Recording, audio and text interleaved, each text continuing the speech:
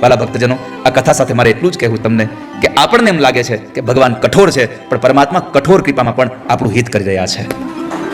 જો દરિયાનું મોજું ના આવ્યું હોત તો કદાચ પેલો શિકારીના સુધી પહોંચી જાત. આવી જ કથા હનુમાનજીના જન્મની છે. ક્યારેક આપણને એમ થાય કે આ શું થયું આપણી સાથે.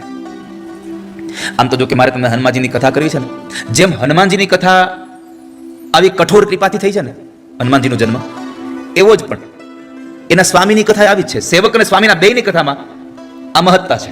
બેયને એક જ માર્ગની કથા. તમે જુઓ બંનેના જન્મની પૂર્વ ભૂમિકા જુઓ તમે. બેવને શાપ મળેલો છે.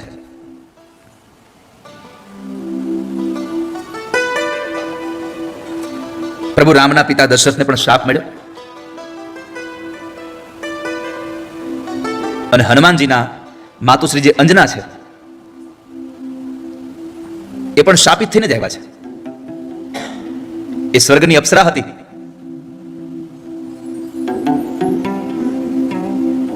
અને એ અપ્સરાને શ્રાપ મળ્યો અને એ વાંદરી બની અને પછી આવે છે.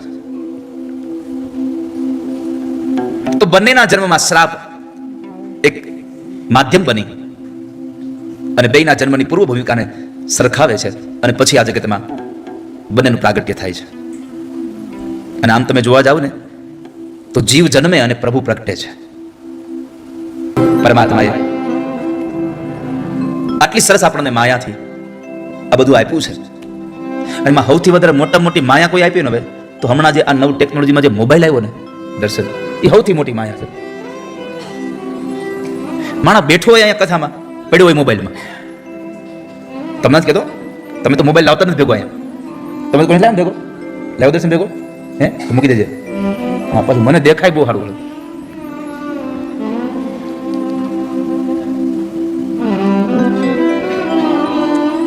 એક વાત તમને કહું, જે વસ્તુ તમે કરવા માટે બેઠા છો ને 100% હાજર એમાં જ રહેવું. મેં ઘણી વખત એક આ સંદેશો આપ્યો છે સમાજને કે તમે જે કામ કરો છો એમાં તમારી 100% તમારી હાજરી ત્યાં આવશ્યક છે. જમવા બેસો તો જમવામાં જ તમારે હાજર રહેવું. જમવાના સમયે તમારા મોબાઈલને સાયલેન્ટ કરી દેવું, વાઇબ્રેશન નહીં. જમો છો ત્યારે કેવળ જમતા જ હોવા જોઈએ તમે. પણ ઘણા લોકો જમણાથી જમ્યા કરે, દાબાથી મોબાઈલમાં ચાલુ એમ. શું ખાધું ને કેટલું ખાધું ખબર જ ન હોય, કઈ પતી જાય. જે કામ કરી રહ્યા છો એમાં સંપૂર્ણપણે તમે વફાદાર રહીને કામને વફાદાર રહો, તમારી જાતને વફાદાર રહો.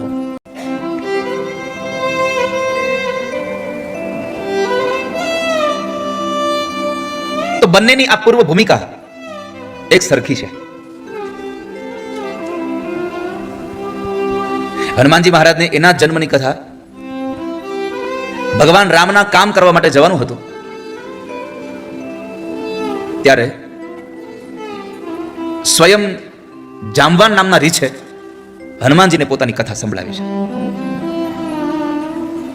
તમને તો ખબર છે કે હનુમાનજીને પોતાનું બળ યાદ કરાયું જામવંતે.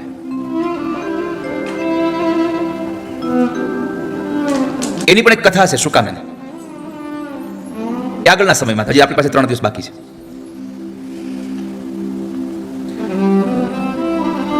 અલકાપુરીમાં એટલે કે જ્યાં કુબેરની નગરી છે, જ્યાં શોકનું કોઈ દિવસ મોજુદ નથી ફરતું, જ્યાં દુઃખ ક્યારેય પણ ડોકું કાઢવે નથી આવતું,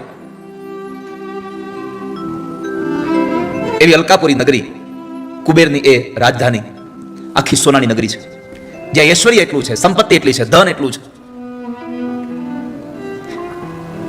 અને એ જગ્યાએ પુંજિકા સ્થલા નામની એક અપ્સરા હતી. એટલી રૂપવાન હતી, ગુણિયલ હતી, સતત એના ચહેરા પર હસતી હોય. એની બહેનપણીઓ સાથે એક વખત ફરવા માટે નીકળે છે. માર્ગમાં ચાલતી જાય છે અને પોતે હાસ્યની વાતો પોતાની સહેલીઓને કરતા કરતા એ પોતાનું હાસ્ય બધાને વહેતી જાય છે. ન હોય એવી વાતમાંથી પણ હાસ્ય ઉત્પન્ન કરી લે. સાહિત્યકારો જ્યારે હાસ્ય કલાકારો તમને કહે છે ખબર છે, તમે નજર કરો ત્યાં તમને હાસ્ય મળે. એમ આ માણસ, આ સ્ત્રી જ્યાં હોય ત્યાંથી એને હાસ્ય શોધી લે. એમાં બરાબર માર્ગમાં ચાલી જતી હતી અને એમાં એક તપોધન મુનિ સામે મળ્યા. પોતાનું શરીર આખું એને પોતાના તપની અંદર કૃશ કરી નાખ્યું છે, એટલું તેજ હતું.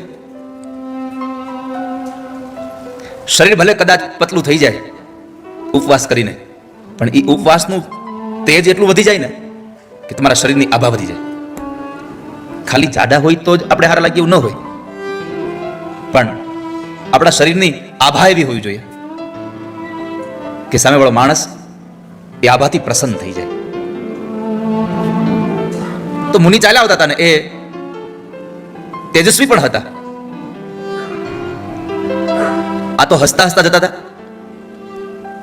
પણ એમાં બન્યું એવું કે બરાબર એ મુનિ ઉપર એની નજર પડી અને મુનિનું મોઢું જરા કદરૂપું હતું. એને જોઈ અને આ પુંજિકા સ્થળે હસે છે. જો એ હસવાનું એમને એમ ખાલી મૌન રહ્યું હોત તો વાંધો નતો, પણ એની આંખો એના નેત્રના સંકેતથી એને પોતાની બહેનપણીઓને પણ બતાવ્યું અને પછી હસે છે. આ દ્રશ્ય એને બરાબર આ મુનિએ જોઈ લીધું કે મારા ઉપર હસે છે. આંખના ઈશારાઓ થઈ ગયા, મારી મજાક કરી છે, આવું આ મુનિને સમજાઈ ગયું. ક્રોધ આવ્યો અને ક્રોધ પછી શું શું કરી નાખે એનો કઈ ભરોસો નહીં. જ્યારે જ્યારે ક્રોધ આવે ત્યારે એને સમય આપી દેવો, એને સમય આપી દો.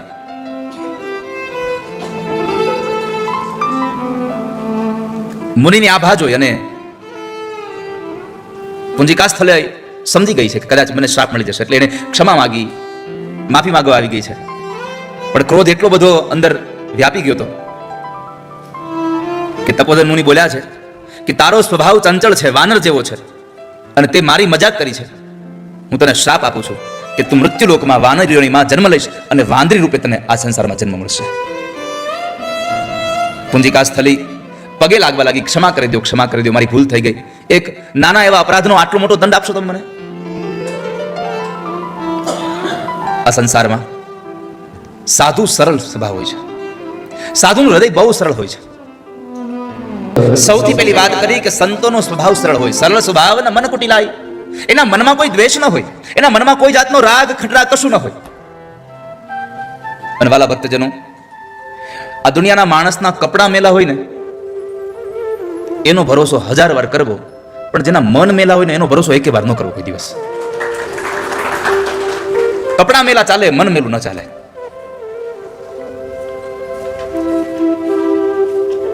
પગે લાગે છે પુંજિકા સ્થળી, મને માફ કરી દો, મારાથી અપરાધ થઈ ગયો, આટલો મોટો દંડ ના આપો. સાધુએ પોતાના સ્વભાવ પ્રમાણે એટલું કહ્યું કે તને શ્રાપ આપ્યો છે એ તો ભોગવવો જ પડશે, પણ હું તને આશીર્વાદ સાથે એટલા આપું છું કે તારી મરજી પ્રમાણે તું ફરી પાછી મનુષ્યનું શરીર ધારણ કરી શકીશ. તને જ્યારે મરજી થશે ત્યારે તું એ શરીરને ધારણ કરી શકીશ. સાધુ પોતાની મસ્તીમાં ચાલ્યા ગયા. આ બાજુ પુંજિકા સ્થળ વિચાર કરે છે કે મારે સ્વર્ગનું સુખ છોડી અને એક આ મૃત્યુલોકમાં વાંદરું થઈને જવાનું, આ દુઃખ ભોગવવાના. આમ વિચાર કરતા કરતા કરતા ડૂબી ગઈ, મૂર્છિત થઈ ગઈ, પડી ગઈ. એની સખીઓ જે સાથે હતી, સહેલીઓ, એ બધી એની સેવા કરે છે, એને જગાડવાના પ્રયત્નો કરે છે. પ્રયત્નના અંતે જ્યારે જાગે છે, ઉઠતાની સાથે જ સૌથી પહેલો શબ્દ બોલી છે કે મારા રોમે રોમમાં મને આનંદ છે, મને રોમે રોમમાં મને આનંદ છે, મારો આખા શરીરમાં મને આનંદનો અનુભવ થઈ રહ્યો છે. એટલે સખીએ પૂછ્યું કે હમણાં તો મૂર્છામાં હતી અને તને આનંદ શેનો થઈ રહ્યો છે, શું થયું તને? તો કહે છે કે હમણાં જ મારા કાનમાં કોઈ મને કહીને ગયું છે કે તું આ સંસારમાં જ્યારે મૃત્યુલોકમાં એક માણસ, એક વાંદરી બનીને આવીશ, આ મૃત્યુલોકમાં તારો જન્મ થશે ત્યારે તું તેજસ્વી પુત્રની માં બનવાની છું. આવું મારા કાનમાં કોઈ કહીને ગયું છે. આ વાતને વારે વારે સ્મરણ કરે છે, અને તમે જે વાતનું વારે વારે સ્મરણ કરો ને એ વસ્તુ તમારા જીવનમાં બને છે. જે વાતને તમે વારે વારે સ્મરણ કરો એ તમારા જીવનમાં બનતું જાય છે. એમાં એક પ્રસંગ છે, વૈજ્ઞાનિકોએ એકવાર એવું નક્કી કર્યું કે માણસ જેવું વિચારે એવું થાય ખરું?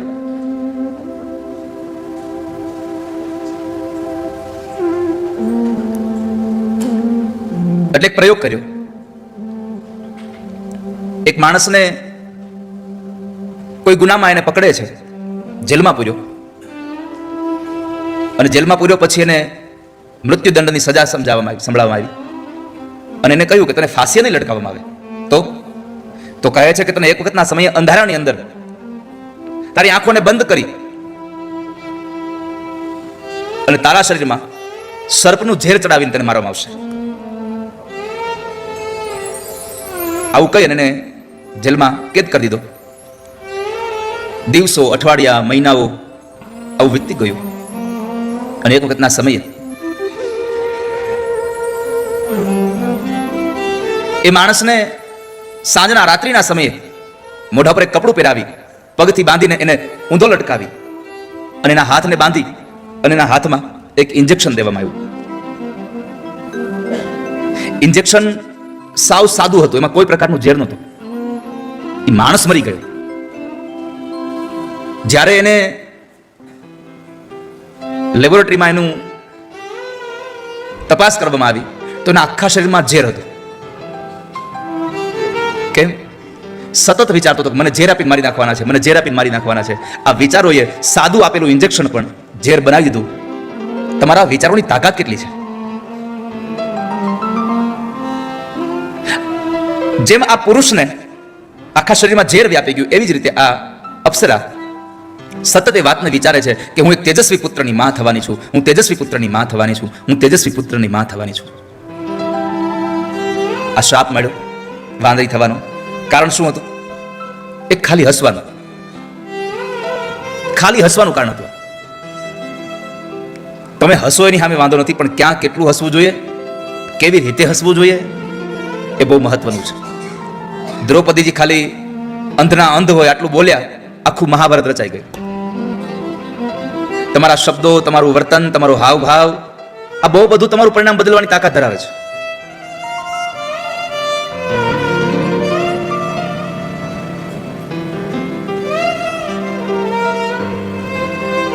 તો જ્યારે એ વાંદરી બનવાની, એને તેજસ્વી પુત્રની માં બનવાની આ શબ્દો જ્યારે એને કહ્યા, ત્યારે મેનકા નામની અપ્સરા ત્યાં હાજર હતી.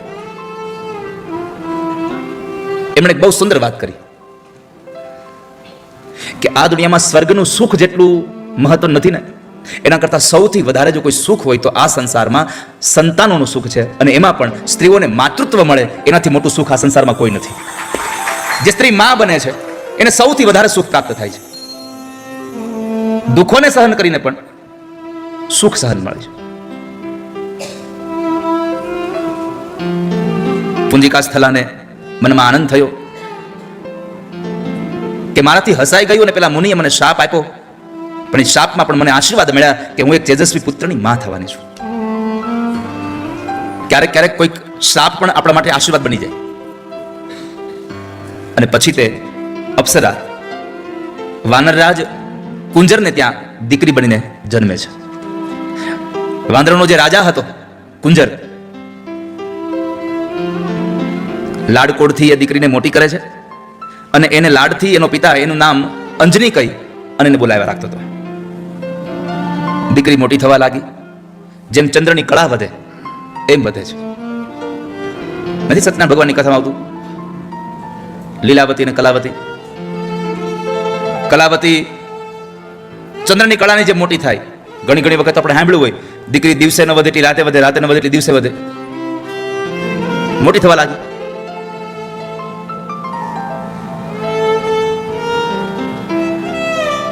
આપણા સંસારમાં વાલા ભક્તજનો,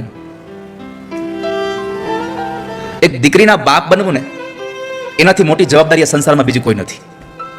દીકરીના બાપ બનવું, કન્યાના પિતા બનવું એ બહુ મોટી જવાબદારી છે. કારણ કે દીકરી જન્મે સૌથી પહેલી ચિંતા થાય કે મારી દીકરીને ઘરવાળો તો સારો મળશે ને, એને ઘર સારું મળશે ને, એને અનુરૂપ આ સંસારમાં કોઈ પુરુષ તો મળી જશે ને. ખાલી દીકરી મોટી થઈ જાય અને પછી એને પરણાવી દે એટલે ચિંતા પૂરી થઈ જાય એવું નથી હોતું. સતત ચિંતા હોય છે કે સાસરામાં સુખી તો થશે ને, સતત આવા વિચારોમાં એ બાપ જીવતો હોય છે. કન્યાના પિતા થવું એ પરમાત્માએ કુદરતે આપેલી સૌથી મોટી કઠિન જવાબદારી છે કે એક દીકરીના બાપ બનવું. કુંજર રાજ એક દીકરીના બાપ બને છે કે જે ધન આજ મળ્યું છે પણ કાલ કોઈને હસતા હસતા આપી દેવાનું છે. દીકરીનું એક રત્ન મળ્યું છે પણ કાલ સવારે તમારે તમારી તૈયારી જ રાખવાની છે કે મારે આજ નહીં તો કાલે આ દીકરીને મારે કોઈને આપી દેવાની છે. એટલે કાલિદાસ લખે છે અર્થો હિ કન્યા પરકીય એવ. ધન છે પણ પારકું ધન છે. તમે બધા ગુજરાતી નથી ગીત ગાતા? દીકરી તો પારકી થાપણ કેવા, દીકરીને ગાય દોરે ત્યાં જાય. દીકરી તો પારકી થાપણ કેવા. તો આ અર્થ છે. અર્થો હિ કન્યા પરકીય એવ. કન્યા આપણું રત્ન છે, આપણું ધન છે, પણ પારકું ધન છે, પારકી થાપણ છે. આપણે નથી કહેતા અમારે પારકી થાપણ છે બાપા. તો અને પછી એ થાપણ પૈસાની હોય, એ થાપણ કોઈ ઘરેણાની હોય, એ થાપણ ગમે તે હોય, કન્યા હોય, પણ પારકી થાપણ હાચવવી અઘરી બહુ છે. એટલે કવિ ભાસ લખે છે દુઃખમ ન્યાસસ્ય રક્ષણમ. આ સંસારમાં પારકી થાપણને હાચવવી એ બહુ મોટી અઘરી જવાબદારી છે. તો કુંજરને પણ આ મોટી જવાબદારી મળી, પણ પ્રભુ કૃપાએ આપી છે. પરમાત્મા સુખ બધાને આપી દે છે.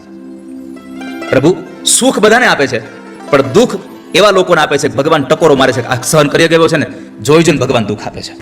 સુખ તો બધાને મળી જાય, દુઃખ કેવલ પરમાત્મા ચકાસીને જ આપે. આ દુઃખને લાયક છે, આ દુઃખને સહન કરી શકશે, એને દુઃખ આપે છે ભગવાન. તો કુંજરને અહીંયા પરમાત્માએ આ દીકરીની જવાબદારી આપી. કુંજરનો અર્થ છે હાથી.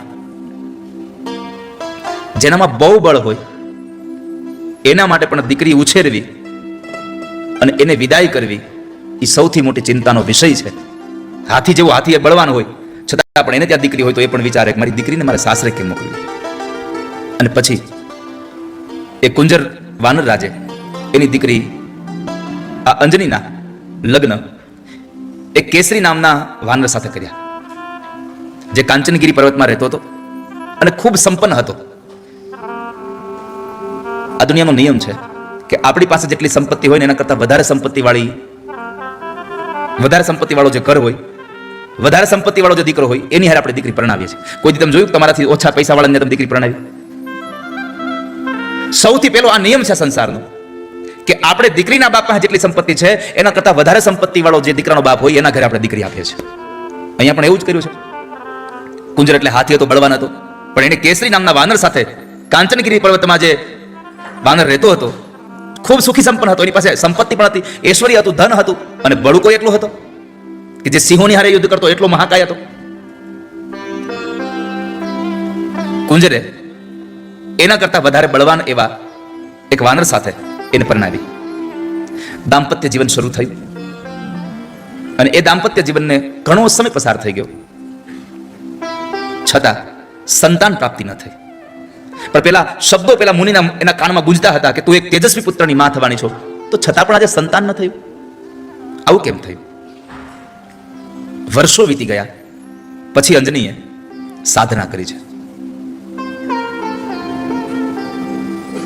સાધના કરવા માટે બેસી ગયા. જે કામ તમારું સાધનથી સિદ્ધ ન થાય ને એ કામ તમારું સાધનાથી સિદ્ધ થઈ જાય. તમે દોડી દોડીને થાકી જાઓ ને કામ પાર ન પડે, પછી ભગવાન ઉપર છોડી દો ને પ્રભુનું નામ લેવાનું ચાલુ કરી દો એટલે કામ પાર થઈ જાય. જ્યારે તમારી શક્તિ પૂરી થઈ જાય ને ત્યારે ઠાકોરજીની શક્તિ ચાલુ થાય છે, ત્યારે પરમાત્માની શક્તિ ચાલુ થાય છે, ત્યારે પ્રભુ એનો રસ્તો બતાવે, ત્યારે પરમાત્માનો માર્ગ નક્કી કરે છે. હું તમને લાઈવ એક્ઝામ્પલ આપું. લાઈવ હજી 5-10 કલાક પહેલા બન્યું. મારો દીકરો હિતાર્થ અમારી ભેગો આવવાનો હતો. હું બતાવું તમને. આ તમને જુઓ પરમાત્મા શું કરે. મારો છોકરો હિતાર્થ મુંબઈથી અમારી સાથે આવવાનો હતો. એરપોર્ટે પહોંચી ગયો. અમે બધા લોકો અંદર જતા રહ્યા. એ બહાર હતો. એ આવ્યો ભૂલથી, એ પાસપોર્ટ એનો એક્સપાયર થઈ ગયો, એ લઈને આવ્યો એટલે એને અંદર આવવા ન દીધો. હવે બનો એ તે દિવસે બરાબર ત્યારે 2-2.5-3 કલાક અગાઉ જવું પડે. ત્યારે 2-2.5-3 કલાક અગાઉ જવું પડે. હવે 10 વાગ્યા પછી એના હાથમાં બોરીવલી પાસપોર્ટ આવ્યો. છતાં પણ 11:15 વાગે એ એરપોર્ટ પહોંચ્યો, માથાકૂટ કરી અને એને અંદર મોકલ્યો, ટિકિટ કરાવી, બધું કરાવ્યું, અંદર મોકલ્યો. એ અંદર ગયો તો ત્યાંથી એક એવો નિર્ણય થયો કે અહીંયાથી મેં જવા દઈએ, પણ સામે એના પપ્પા જો એને એરપોર્ટ ઉપર કોલંબો લેવા આવે તો આ લોકો એને હેન્ડ ઓવર કરે, નકર છોકરા નહીં આપે. હવે મેં કીધું હું અહીંયાથી જાઉં તો મારી કથા પોસિબલ નથી, એટલે મેં કીધું મારાથી એ શક્ય નહીં થાય. હવે આ લોકોની ફ્લાઇટ 12:15 વાગ્યાની હતી, અરવિંદભાઈ લોકો મારા બાની એ બેસી દેવાના હતા. હવે હિતાર્થમાં હવે શું કરવું? તો ત્યારે એવું બન્યું, જેની હારે આવવાનો હતો ને પેલી છોકરી પૂનમ, એનો પાસપોર્ટ ઘરે ભૂલી ગઈ. એનો પાસપોર્ટ ઘરે ભૂલી ગઈ. એરપોર્ટ આવ્યા પછી સાંભળ્યું મારો પાસપોર્ટ ભૂલી ગઈ છું. જો એનો પાસપોર્ટ એની હારે હોત તો મારા છોકરા લંકા ન પહોંચ્યો. ઠાકોરજી એનો પાસપોર્ટ ભૂલાવીને મારા છોકરાને પહોંચાડ્યો. સમજાય તમને? ભગવાન જે કંઈ કરે છે આ બધું અનાયાસે આપણી સાથે સારું થઈ રહ્યું છે.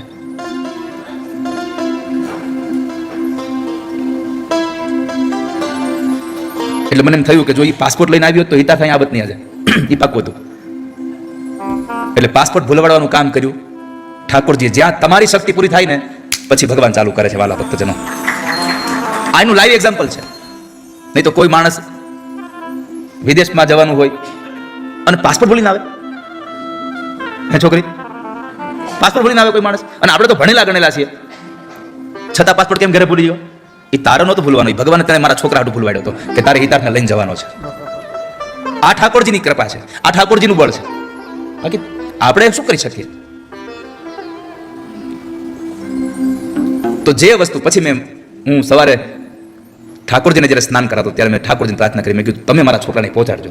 મારે મૂળ તમને કહેવું છે, જ્યારે હું સવારે મારા રૂમમાં ઠાકોરજીને હું સ્નાન કરાવતો હતો ત્યારે મેં પ્રાર્થના કરી. મેં કીધું બની શકે તમે મારા ઠાકોરજીને પહોંચાડજો. કદાચ એને સાંભળ્યું હશે અને 11:30 યાદ આવ્યું કે મારો પાસપોર્ટ ઘરે પડેલો છે. પ્રભુ સાંભળે છે, ઈશ્વર સાંભળે છે. તો જે કામ તમારું સાધનથી ન થાય એ તમે સાધના કરવા બેસી જાઓ, ઠાકોરજી સંપન્ન કરી દેશે બધું કામ.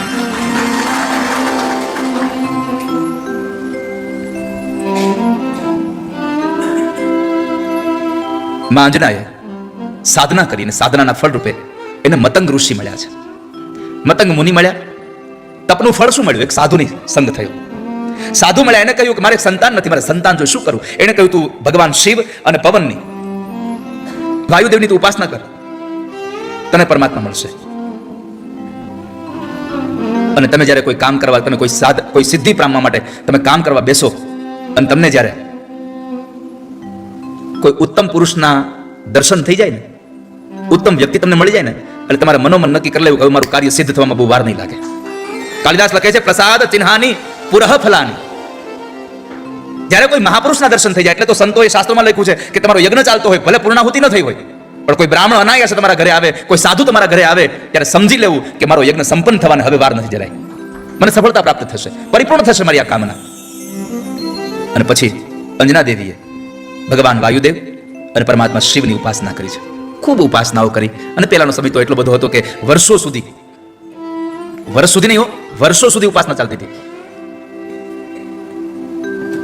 અને પરમાત્મા શિવ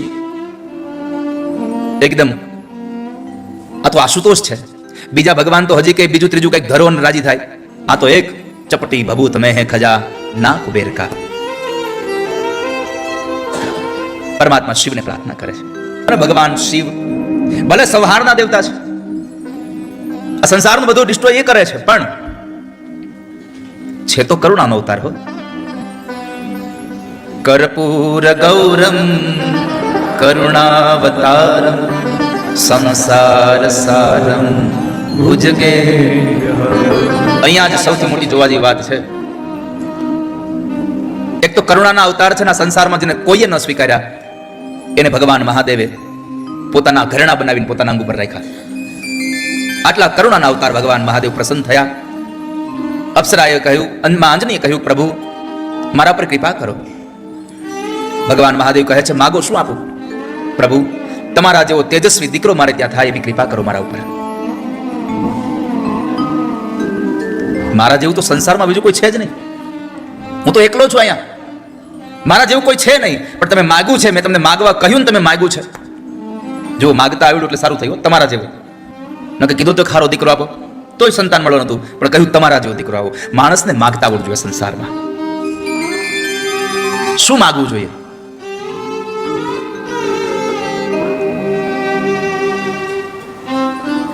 સુરદાસજી મહારાજ એક ખાડામાં પડી ગયા. ખાડામાં પડ્યા પડ્યા ભગવાનનું ભજન કરે. ભગવાનને થયું કોઈ આ રસ્તે નીકળે એવું છે નહીં, અવાવરો રસ્તો છે, આ પડ્યા પડ્યા આમ થાકી જશે, કદાચ મરી જશે, લાવ બહાર કાઢું. ભગવાન એક બાળકનું રૂપ લઈને આવ્યા અને પરમાત્માએ કહ્યું કે લ્યો મહારાજ મારો હાથ પકડો, તમે તો ખાડામાં પડ્યા છો. બાળકનો અવાજ સાંભળ્યો, સુરદાસજી હાથ આપ્યો, પરમાત્માએ હાથ પકડી અને બહાર ખેંચ્યા. અને પછી ભગવાને હાથ ખેંચતા હતા ત્યારે સુરદાસે હાથ પકડી રાખ્યો કે આ હાથનો સ્પર્શ કર્યા પછી મને એવું લાગે છે કે તમે મારા ઠાકોરજી છો ને, તમે મારા ભગવાન છો ને. ભગવાન કહે છે કે ઓળખી ગયા. એટલે એકદમ હાથ છોડાવી અને પરમાત્મા હસતા હસતા નીકળી ગયા. સુરદાસજીએ કહ્યું કે હાથ છોડા કર જાત હો નિર્બલ જાન કે મોય, હૃદય છોડા કર જાઓ તો મર્દ બખાનું તોય. હું આજ અંધ છું, તમારી પાછળ દોડી શકું છું નહીં, એટલે મારો હાથ છોડાવીને તમે જતા રહ્યા નિર્બળ જાણીને, પણ એકવાર મારા હૃદયમાંથી તો જાઓ તો તમને વર્દ વખાણી દો. કેમ જવાય મારા હૃદયમાંથી? પરમાત્મા રાજી થયા, પ્રભુ આવ્યા છે.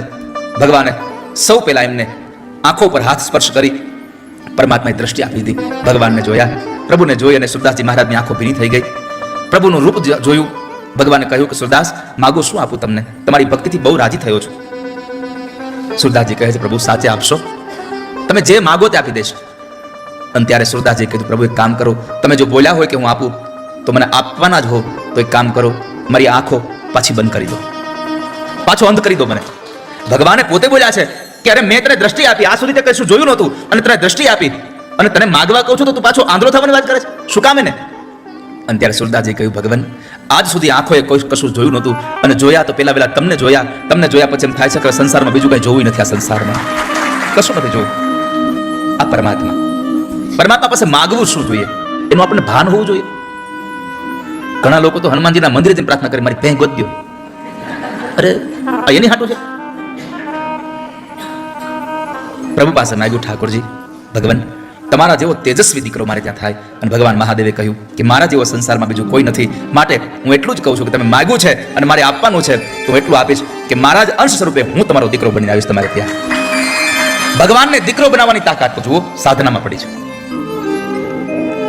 મારા અંશાવતાર રૂપે હું 11માં રુદ્ર તરીકે તમારે ત્યાં તમારો દીકરો બનીને આવીશ. પછી એક કથા બીજી પણ છે કે પવનદેવે કર્ણરંધ્ર દ્વારા પોતાનું તેજ માં અંજનાના ઉદરમાં પધરાવ્યું અને ભગવાન શિવ અને પવનદેવ આ બેવની કૃપા ભેગી થઈ. શિવ પોતે પોતાના અંશને માં અંજનાના ઉદરમાં પ્રસ્થાપિત કરે. સમય પછી સમય વ્યતીત થવા લાગ્યો અને એ સમયમાં બરાબર શિયાળો ગયો, ઉનાળો આવ્યો, ઉનાળાના પણ ફાગણ મહિનો ગયો, ચૈત્ર મહિનો આવ્યો, ચૈત્ર મહિનાની એકમ બીજ ત્રીજ આમ કરતા કરતા રામનવમીનો સમય પસાર થયો અને ત્યાર પછી પૂર્ણિમાનો દિવસ આવે અને કહેવાય છે કે ચૈત્ર સુદ પૂનમ અને મંગળવારના દિવસે સ્વયંમાં અંજનીના કુખમાંથી ભગવાન ભોળાનાથ ભગવાન શિવ પરમાત્મા પોતે ભગવાન હનુમાનજી મહારાજના રૂપમાં પ્રગટ થયા છે. બોલીએ હનુમાનજી મહારાજ. હનુમાનજી મહારાજનું પ્રાગટ્ય થયું, પુત્ર રૂપે પ્રગટ્યા છે. બાળકની તેજસ્વીતા કેટલા એવા લોકોની આંખોને આંજી દે એવી. આંખોનો રંગ પીળો, કાનમાં સુવર્ણના કુંડળ હતા, મસ્તકમાં મણિજડિત મુગુટ પહેર્યો હતો, ખંભે જનોય છે, લંગોટનો કછોટો વાળ્યો છે, હાથમાં જેને વજ્ર ધારણ કર્યું છે, કેડમાં મૂંજની કટી મેખલા છે અને એવા હનુમાનજી મહારાજનું પ્રાગટ્ય થયું છે. બધાના તેજ પુંજથી બનેલું, પવનદેવની તાકાત, ભગવાન મહાદેવનો અંશ, અંજનાની સાધના, આ બધાના તેજો પુંજથી બનેલું એક બાળક અને સ્વયં ભગવાન હનુમાનજી મહારાજનું પ્રાગટ્ય થયું છે, જેને જન્મતાની સાથે જ પરાક્રમ કર્યું. પણ હનુમાનજી મહારાજે પરાક્રમ કર્યું એના પહેલા મારે કેવું છે, ભારત સરકારના આપણા સીમાડાઓ સાથે બેઠા એ આપણા સૌ એ જવાનોએ આજે અડધી રાતે મોટું પરાક્રમ પાકિસ્તાનમાં કર્યું છે. ઈટ કા જવાબ પથ્થર સે દિયા. ઈટનો જવાબ પથ્થરથી આપ્યો. અને આ સંસારનો નિયમ છે, લોકો નહીં માનતા. આને સમજાવીને ઠેકા કે તમે અમને રહેવા દો, અમને રહેવા દો. આ પેલા જેવું થયું છે. ભગવાને કહ્યું શિશુપાલને કે રેવા દે, ન માન્યો પછી ઉપાડ્યો. એમ આજે કહેતા આનંદ થયો કે ભારત સરકારના એ નેતૃત્વમાં અને એમાં ગુજરાતના પનોતા પુત્ર આપણા સૌના એક પ્રસન્ન થઈ જવાય એવો એક વ્યક્તિત્વ એટલે પીએમ નરેન્દ્રભાઈ મોદી. અને એની નિષ્ઠામાં સૌ સાથે મળીને, એકલા હાથે કશું ન થાય ક્યારેક, એક હાથે તાળી ન પડે, પણ આખું એનું મંત્રીમંડળ સાથે રહીને આપણા જવાનોએ આજે સિંદૂર સ્ટ્રાઇક કરી. જે લોકોએ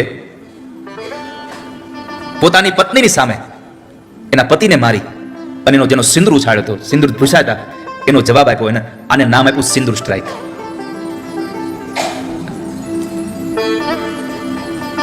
જે થઈ રહ્યું છે સારું થઈ રહ્યું છે. તો આજે જેમ હનુમાનજી મહારાજે અહીંયા આવી પરાક્રમ કર્યું, આપણે અહીંયા એના પરાક્રમની કથા કરવા બેઠા. હનુમાનજીની પરાક્રમની કથા આવી પહેલા આપણી ભારત સરકારે પરાક્રમ કરી દીધું. ખૂબ એને અભિનંદન આપીએ છીએ. જ્યારે જ્યારે એ લોકો ઈંટનો ઘા કરે ત્યારે ત્યારે પથ્થર હામો ફેંકી દેવો. એટલે પુનઃ વ્યાસપીઠથી પ્રાર્થના કરીએ છીએ કે એ તમામ કે જેણે આ યોજના રચી, જેને આટલું સરસ મજાનું કામ કર્યું, આનાથી સારું કામ તો બીજું કેવું હોય?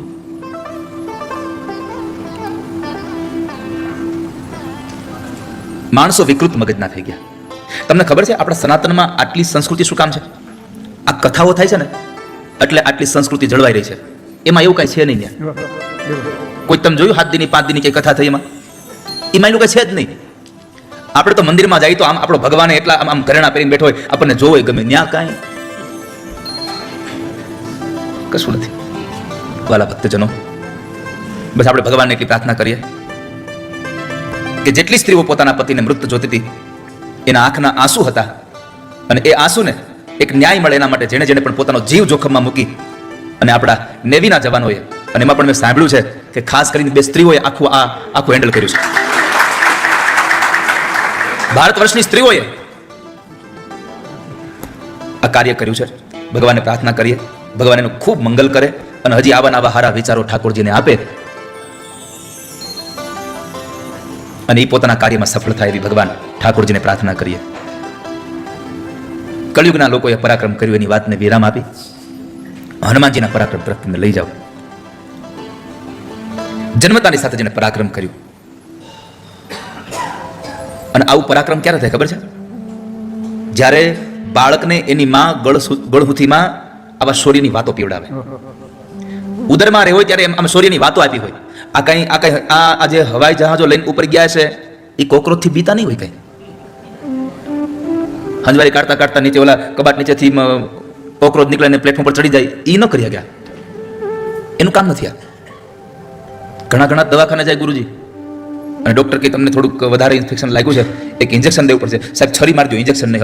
હવે આને કેમ સમજાવું? એ છરીથી નો બીવે, ઇન્જેક્શનથી બીવે. પણ ધરાવીને ધાન ન નીપજે, કુડવીને માડું ન હોય, જેસલ જખરો નીપજે જેની માં હોથલ પદમણી હોય. શિવાજી ત્યારે જ થાય જ્યારે માં જીજાબાઈ હોય. માં સારી હોય તો સંતાન સારું થાય. એમ માં અંજનાએ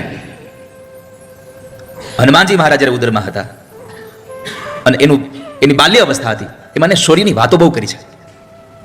એકવાર માતાજી ફળફૂલ લેવા માટે બહાર ગયા, ઘરમાં કોઈ હતું નહીં, અને હનુમાનજીને ભૂખ લાગી, અને બરાબર એને આમ આકાશમાં સૂર્ય જોયો, અને પવનના દીકરા હતા. પક્ષીઓને ક્યાંય કોઈ દિવસ ઉડતા શીખડાવવા પડ્યું એવું તમે ટ્યુશન સાંભળે ન હોય. તો એમ હનુમાનજી મહારાજ પવનના દીકરા હતા, એટલે એને ઉડવાની તાકાત તો એ વિદ્યા હતી જ એનામાં. વારસામાં આવ્યું હતું. એ વારસામાં આવેલું એને આકાશ તરફ ઉડી અને સૂર્યને ગ્રહણ કરી લીધો. જ્યારે સૂર્યને ગ્રહણ કરે છે, અરે સૂર્યને ગ્રહણ કરી લીધો છે, આખા આ વિશ્વમાં અંધકાર છવાઈ ગયો, ત્રણેય ભોરમાં અંધકાર થઈ ગયો. અને એ વખતે ઇન્દ્રને, કારણ કે સત્તા ઇન્દ્રની, એટલે આ બધું સરખું કરવાનું કામ પાછું એનું, આ બધાને ન્યાય આપવાનું કામ એનું. જેમ અત્યારે આપણે ભારત સરકારનું બધું કામ જેમ મોદી સાહેબના હાથમાં, એમ બરાબર ન્યાય તો થવો જોઈએ ને. તો એને ન્યાય કરવા માટે ઇન્દ્રએ આ જોયું, આ કર્યું કોને? એ કથા તો એવી પણ જોઈ છે, મેં સાંભળી છે, વાંચી છે ગ્રંથોમાં, કે જ્યારે હનુમાનજી મહારાજ સૂર્ય તરફ ગતિ કરતા હતા, એટલે પવનદેવને થયું કે મારો દીકરો સૂર્ય તરફ જશે તો હમણાં બળી જશે કદાચ એના તાપથી. એટલે એ સમયે પવનદેવ શીતળતા બની અને એને ચારે બાજુ વીટળાઈ ગયા, અને એ હનુમાનજી મહારાજ સૂર્ય સુધી પહોંચી ગયા. ત્યાં પહોંચીને એને સૂર્યને ગ્રહણ કરી લીધો, ચારે બાજુ અંધકાર થયો. એટલે એ સમયે હનુમાનજી મહારાજને સાથે ઇન્દ્રનું યુદ્ધ થાય છે, અને એ યુદ્ધની અંદર ઇન્દ્રના હાથમાં રહેલા વજ્રથી હનુમાનજી મહારાજની આ દાઢી તૂટી ગઈ. હનુ કહેતા દાઢી, મેં ગઈકાલે હનુમાન શબ્દનો એક અર્થ તમને આપ્યો હતો. હનુ કહેતા દાઢી તૂટી ગઈ, છતાં પણ એ હનુમાનજી મહારાજ બાળક સ્વરૂપમાં એની સામે લડવા માટે, યુદ્ધ કરવા માટે તૈયાર થયા. એટલે જેની દાઢી તૂટી ગઈ એને વજ્રનો પ્રહાર થાય અને એ માણસ પાછો ઊભો થાય તો એનું બળ કેટલું હશે? વજ્રથી જે ઘાયલ થયેલો માણસ પાછો ઊભો થયો અને એને જ્યારે યુદ્ધ કરવા માટે એની તૈયાર થયા એટલે ઇન્દ્રએ પછી એને આશીર્વાદ આપ્યા અને ઇન્દ્રએ એને નામ આપ્યું છે, તું ચિરંજીવી થઈશ, તને મારા આશીર્વાદ છે અને સાથે સાથે આજથી તારું નામ અમે હનુમાન રાખીએ છીએ, જેનામાં બળ છે, અતુલિત બલધામમ. પણ આ અતુલિત બલધામમ છે ને એના માટે તમને કેવું છે, હનુમાનજી તો ખાલી ધામ છે, બળ તો મારો રામ છે. માંદર બળને રહેવાનું ધામ ખાલી હનુમાનજી છે, બાકી બળ તો શ્રી રામ પોતે છે. હનુમાનનું નામ આપ્યું છે ત્યારથી એ હનુમાન કહેવાયા. આ વીરતા જોઈ અને બધા દેવો ત્યાં આવ્યા છે અને બધા દેવોએ પોતે એક એક આશીર્વાદ આપ્યા છે. સૂર્યદેવે કહ્યું છે કે ભણવાની અંદર તું ખૂબ હોશિયાર થઈશ, હું તને મદદ કરીશ. અનેક દેવતાઓએ આવી અને એને આશીર્વાદ આપ્યા. દેવતાઓએ જે આશીર્વાદ આપ્યા એનું કારણ એક હતું કે હનુમાનજીમાં ગુણો બહુ હતા અને એના ગુણોનું વર્ણન સ્વયં ભગવાન રામ અગસ્ત્ય મુનિને કહેતા બતાવે છે. ક્યાં ક્યાં ગુણો હતા હનુમાનજીમાં? હનુમાનજી મહારાજની અંદર શુરતા, નિપુણતા, બલ, ધીરતા, બુદ્ધિ, નીતિ, વિક્રમ અને પ્રભાવ, આ બધું હનુમાનજીમાં વસે છે. શુરતા એટલે શૌર્ય, અને શૌર્ય એ આત્માનો સૌથી મોટો ગુણ છે. કોઈ પણ યોદ્ધા હોય પણ એમાં શૌર્યતા એ અનિવાર્ય ગુણ છે. તમે બજારમાંથી તમે હથિયાર ખરીદી શકો પણ બજારમાં તમને શૂરવીરતા ન મળે. શૂરવીરતા અંદરથી જ આવે. શૂરવીરતા માણસને અંદરથી પ્રગટે છે. તો શૂરતા એ હનુમાનજી મહારાજનો એ આત્માનો મેન ગુણ હતો.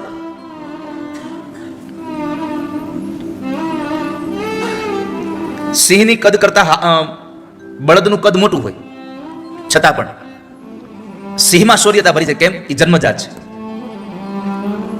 તો શૂરતા ભરી છે. બીજું છે નિપુણતા. શૂરવીરતા હોય પણ નિપુણતા ન હોય કે કેવી રીતે આ ભારત પાસે આટલી મોટી તાકાત હોય પણ ખબર ન પડે કે આપણે કેમ એટેક કરવો જોઈએ તો ફેલ થાય. પણ ભારત સરકાર પાસે આટલી નિપુણતા હતી એટલે આટલું સરસ આપણે પરિણામ લઈ આવી ગયા. એમ શૂરવીરતા હોય પણ નિપુણતા ન હોય તો કાર્યની સિદ્ધિ પ્રાપ્ત ન થાય ક્યારે. હનુમાનજી મહારાજમાં નિપુણતા છે એનો દાખલો કે જ્યારે સુગ્રીવે મોકલ્યા કે આ બે છોકરાઓ કોણ છે, જો તો જરા કોઈ વાલીએ મોકલેલા કોઈ આપણે એના દૂતો તો નથી ને, એને જરા જોઈએ તો એને જાણી આવું. અને એ જ્યારે જાણવા આવે છે ત્યારે ખબર પડી કે આ રામ અને લક્ષ્મણજી મહારાજ છે. તો એને ખબર પડી કે આની હારે મારા સ્વામીની મિત્રતા કરાવી દેવી જોઈએ. એટલે એટલી એને નિપુણતાથી વાતો કરી, એટલી નિપુણતાથી વાતો કરી કે જેને ખાલી જોવા માટે મોકલ્યા હતા કોણ છે તો ખાલી જોઈને ના આવ્યા, એને એનામાં નિપુણતા એટલી હતી કે એને મિત્રતા સુગ્રીવ હારે કરાવી હતી. માણસમાં શૂરવીરતા હોય પણ નિપુણતા ન હોય તો શૂરવીરતા કઈ કામની નથી. ત્યાર પછી છે બળ. અને બળની વાતમાં કઈ હનુમાનજી મહારાજ વિશે કઈ લાંબી ચર્ચા કરવી પડે એવું છે નહીં. તમને ખબર છે કેટલું બળ છે. લેવા ગયા હતા ખાલી જડીબુટીને ઉપાડીને આખો ડુંગરો. બળ તો એનામાં અતુલિત છે, અતુલિત બલધામ. બળ હોય પણ ધીરજ ન હોય તો બળ કામનું નહીં. પાછું ધૈર્ય બહુ જરૂરી છે. અને પંડિત ઈ જ છે જે ધીરજ રાખે. દત્તમ ધૈર્યતુ સપંડિત. ભાગવતજીનો શ્લોક છે કે જે ધીરજ રાખે સાચો પંડિત છે. તો બળ હોય પણ એ બળનો ઉપયોગ ધૈર્યતાપૂર્વક કરવો જોઈએ માણસ. કાર્ય સિદ્ધિ માટે ધૈર્ય આવશ્યક છે. જ્યારે હનુમાનજી મહારાજ પહેલી વાર લંકામાં આવ્યા તો એનામાં બળ ઓછું હતું. એ તો બધાને મારતા તોડતા પણ રાવણ સુધી પહોંચી જાય હતા, છતાં પણ પોતે એને ધીરજ રાખી, ધૈર્ય રાખી અને પોતે બ્રહ્માસ્ત્રથી પોતે બંધાઈ ગયા અને એ સૈનિકોને રાવણ સુધી લઈ ગયા. રાવણ સુધી પહોંચવામાં પોતે ધૈર્ય બહુ રાખ્યું છે. માણસ પોતાના કાર્યમાં ધૈર્ય રાખે, ધીરજ રાખે. અને ધર્મના 10 લક્ષણો છે. એમાં પહેલું લક્ષણ પણ ધૃતિ, ક્ષમા. ધૃતિ એટલે દયા, ધૈર્ય છે. ધર્મના 10 લક્ષણોમાં મનુ મહારાજે મનુસ્મૃતિમાં પહેલો શબ્દ વાપર્યો છે ધૈર્ય. માણસ ધીરજ રાખે. કેટલી ધીરજ રાખવી જોઈએ? સ્વામી વિવેકાનંદજીને ગુરુજી પ્રશ્ન કર્યો કે માણસે કેટલી ધીરજ રાખવી જોઈએ? તો કે જ્યાં સુધી ધીરજ રહે ત્યાં સુધી રાખવી જોઈએ. એમાં એક પ્રશ્ન એવો આવ્યો કે અમારે આ પાણી એક છાયણીમાં ભરી અને સામે સુધી જવું છે તો કેટલી ધીરજ રાખવી જોઈએ? હવે છાયણીમાં પાણી ભરીને જવું હોય તો કેટલી ધીરજ રાખવી પડે? હાલો, એક છાયણીમાં પાણી ભરીને સામે જવું છે. હવે તમે અહીંથી ભરો પાણી, સામે દિવાલે જવું છે, કેટલી ધીરજ રાખવી જોઈએ? સ્વામી વિવેકાનંદે જવાબ આપ્યો કે પાણી બરફ થઈ જાય ત્યાં ધીરજ રાખો. એ પાણી બરફ થઈ જાય ત્યાં સુધી પણ તમે ધીરજ રાખો, પછી બરફ તમે છાણીમાં લઈને જશો તો સામે સુધી પહોંચી શકશો, નકર નહીં પહોંચી શકો. માણસ જીવનમાં ધૈર્ય રાખે છે, ધીરજ રાખે, પણ બુદ્ધિ વગરનું કામ કરે તો. હનુમાનજી મહારાજમાં બુદ્ધિ પ્રતિભા બહુ સારી હતી. અને ખાલી બુદ્ધિ કામની નહીં, ભાવ સહિત બુદ્ધિ જોઈએ. ભાવ સબર, સંવેદના વાળી. ખાલી બુદ્ધિ કામની નથી. ખાલી બુદ્ધિથી માણસ તાકાતથી ખાલી હિત ન થાય. વજ્ર જેવા કઠોર હતા પણ કરુણામય પણ પોતે હતા. એટલે એનું નામ પડ્યું સંકટ મોચન, કષ્ટભંજન, ભીડ ભંજન. આ બધું સંવેદનાનું પ્રતીક છે ને.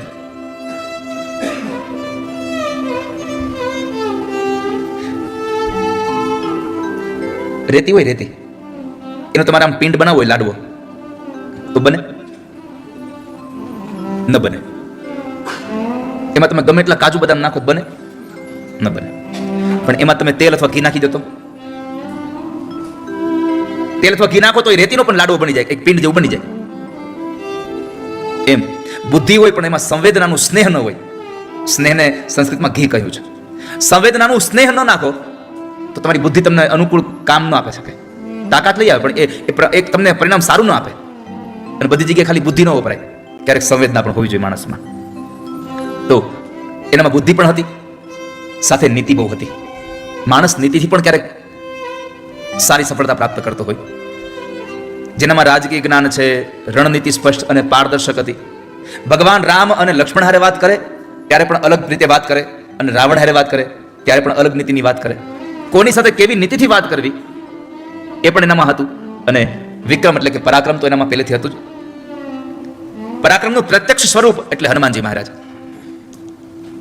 આપણે એના કેટલાય બધા પ્રસંગોથી વાકેફ છીએ. આજે પણ તમે જુઓ, કંઈક નવું કામ કરવાનું શું કે છે?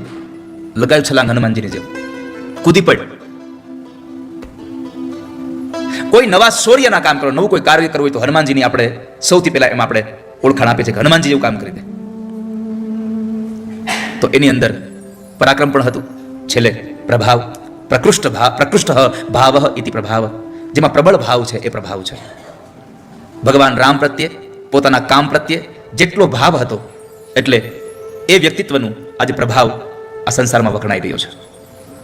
બધાની સાથે તમે જુઓ તો આ સંસારનો કોઈ એવો માણસ નહીં હોય કે જે હનુમાનજી પ્રત્યે આકર્ષણ નહીં રાખતો હોય.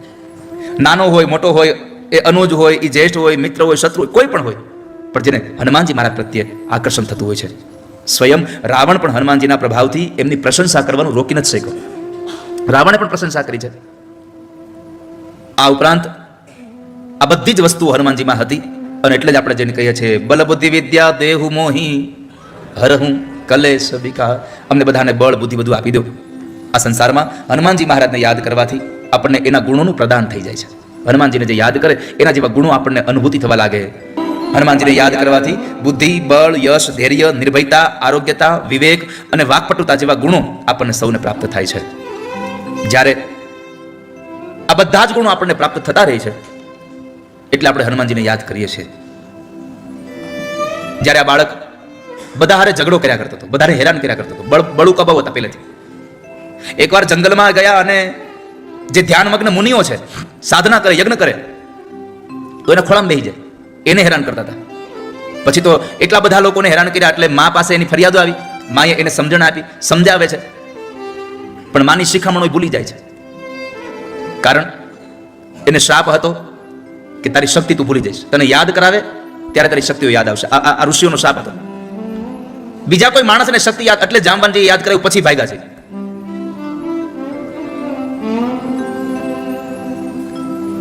આ બાળકની ચિંતા માં ન થઈ. આ બાળક તમારે શું કરવું? બાળકને વિદ્યા માટે પ્રેરણા કરી. અને જ્યાં સુધી વિદ્યા ન મળે ત્યાં તમે જીવનમાં સુખી ન થાવ ક્યારે. વિદ્યા માટે થઈ અને એને પ્રેરણા કરી. હનુમાન પૂછે છે કે માં, વિદ્યા ક્યાં મળે? સદગુરુ પાસે. સદગુરુ ક્યાં મળે? તો કહે છે સદગુરુને તો શોધવા પડે બેટા. અહીંયા માં અંજનીની આ કથા વર્તમાન સમયના મા બાપને એક ઉપદેશ કરે છે કે ગમે તેવી સ્થિતિ હોય પણ પોતાના સંતાનોને ભણાવવા વગર ક્યારે રાખશો નહીં તમે. દીકરો કે દીકરી ગમે તે છે ને ભણાવજો તમે. ભાગવતજીના 7મા સ્કંદમાં કથા છે કે હિરણ્યકશિપુ રાક્ષસ હતો, છતાં એનો દીકરો પહેલા ભણવા બેસે અને ભણીને આવે એટલે પૂછતો બેટા તને ભણવામાં શું સારું લાગ્યું? એમ ખાલી દીકરાઓને ખાલી તમે મોટી મોટી સ્કૂલોમાં એડમિશન લેવડાવી દો એટલું નહીં, પણ જ્યારે જ્યારે અઠવાડિયામાં સમય મળે ત્યારે એની પાસે બેહીને પૂછવું, ભાઈ તને હું ભણાવે છે નિશાળમાં?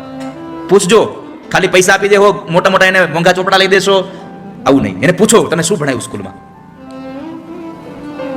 માં અંજના પોતે વાનર હોવા છતાં પોતાના દીકરાને, પોતાના બાળકને વિદ્વાન બનાવવા ઈચ્છે છે. અને જે મા બાપ પોતાના સંતાનોને ભણાવતા નથી એ સંતાન મોટું થયા પછી આ સંસારમાં બહુ બધા એના દુશ્મનો હોય, પણ સૌથી મોટા દુશ્મન કોઈ હોય તો મા બાપ પોતે છે કે જેને ભણાવ્યા ન હોય પોતાના સંતાનોને. માતા શત્રુ પિતા વૈરી येन बालो न पाठितः न शोभते सभा मध्ये हंस मध्ये बको यथा. જે સંસારમાં પોતાના મા બાપ પોતાના બાળકોને ભણાવતા નથી એના જેવો આ સંસાર માં શત્રુ અને પિતા વૈરી છે. ન શોભતે સભા મધ્યે હંસ મધ્યે બકો યથા. જેમ હંસોના ટોળાની અંદર બગલો ન શોભે એમ વિદ્વાનોના એ મંડળમાં વિદ્વાનોની એ સભામાં આ અભણ પણ ન શોભે ક્યારે. આખો દિવસ તમે ભગવાનનું યજન ન કરો તો કઈ વાંધો નથી, પણ 24 કલાકમાંથી એકાદ ઘડી પણ જો તમે ઈશ્વરના નામનો મહિમા ગાશો, તમારું જીવન તમારો દિવસ મંગલમય રહેશે.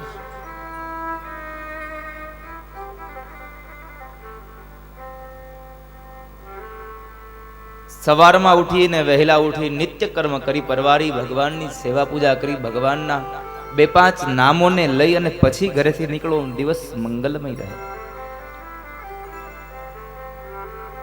આખો દિવસ તમને થાક નહીં લાગે.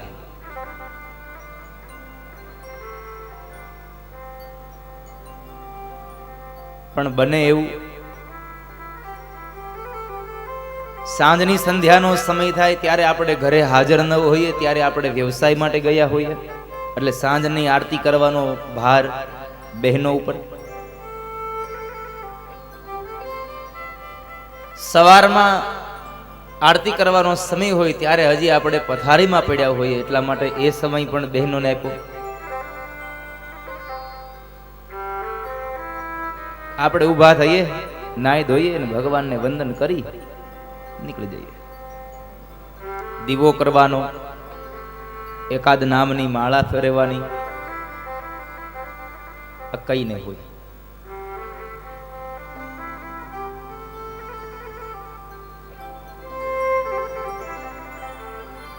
સવારે ઉઠીને ભગવાનના નામની એકાદ 2 માળાઓ ફેરવી અને આપ જાશો તો દિવસ મંગલમય રહેશે. આખો દિવસ ન બેસો, 1 કલાક ન બેસો, કઈ વાંધો નથી. એક ક્ષણ માટે, એક ઘડી માટે તો તમે ઈશ્વરનું યજન કરો. રામચરિત માનસ તો ત્યાં સુધી કહે છે, એક ઘડી આધી में पुनियाद तुलसी संगत साधु की कोटि कटे अपराध. एक घड़ी आधी में पुनियाद. એક ઘડી એટલે 24 મિનિટ. 24 કલાક ના બેસો તો કઈ નહીં, 24 મિનિટ બેસો. એક ઘડી આધી ઘડી, 24 મિનિટ ન બેસી શકો તો કઈ વાંધો નહીં, 12 મિનિટ માટે બેસો. પણ આપણું મન બાબરા ભૂત જેવું, જેમ એને પકડો એમ વયું જાય. અને તમારી ભાષામાં, ખેડૂની ભાષામાં, આપણું મન ઘઉંની ડુંડી જેવી, એને જેમ ખંખેરો એમ ઉપર ચડે. સમજાય છે ને મારી વાત? એને જેમ તમે ખખેરો ને એમ ઉપર ઉપર ચાલતી જાય. એમ મન પણ ઘઉંની ડુંડી જેવું છે. જેમ એને ખંખેરો વાસનામાંથી, આ માયામાંથી, એમ એમ વધારે ને વધારે માયાઓ પકડતી જાય.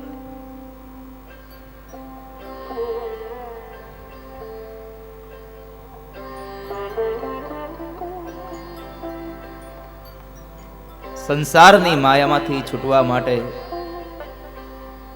એક જ ઉપાય છે, માત્ર બસ કલો કેશવ કીર્તનાથ. ઈશ્વરના નામનું તમે ભજન કરો. 12 મિનિટ ન બેસી શકો તો એમાંથી પણ થોડી કાઢ નાખો, 6 મિનિટ બેસો.